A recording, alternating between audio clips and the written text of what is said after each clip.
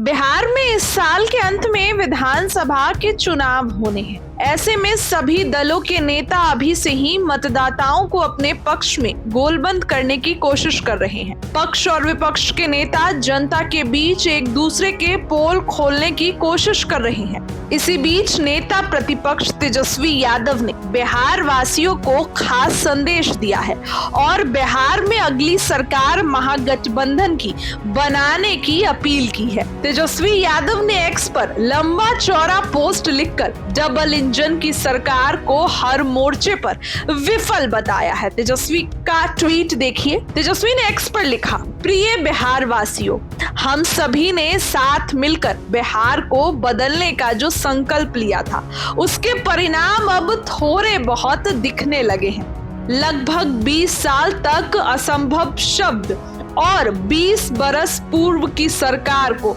दोष देने के सहारे ये जनता को भ्रमित करते हुए अलट पलट की सिद्धांतहीन, उदासीन, इच्छा शक्ति के घोर अभाव और लक्ष्य को दुष्कर समझने वाली सरकार चलाते रहे। हमने 2020 चुनाव में आधुनिक व नए बिहार का एक बेहतरीन ब्लूप्रिंट बनाया।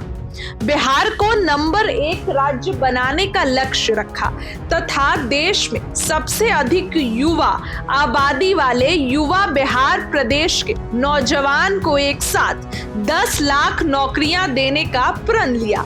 तब यही एनडीए सरकार हमारी घोषणा, इरादे और वादे का उपहास करती थी और हमसे पूछा जाता था कि कहाँ है 10 लाख नौकरियां, कहाँ से देंगे नौकरी, पैसा कहाँ से आएगा।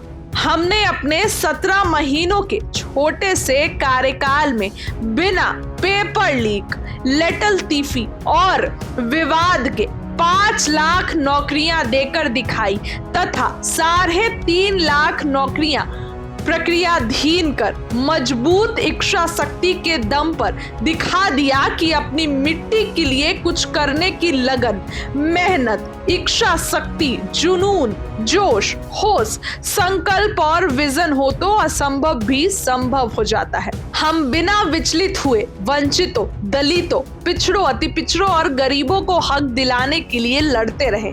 हमने खुलकर चेतावनी के साथ कहा कि जातिगत जनगणना समय, न्याय और अधिकार की मांग है।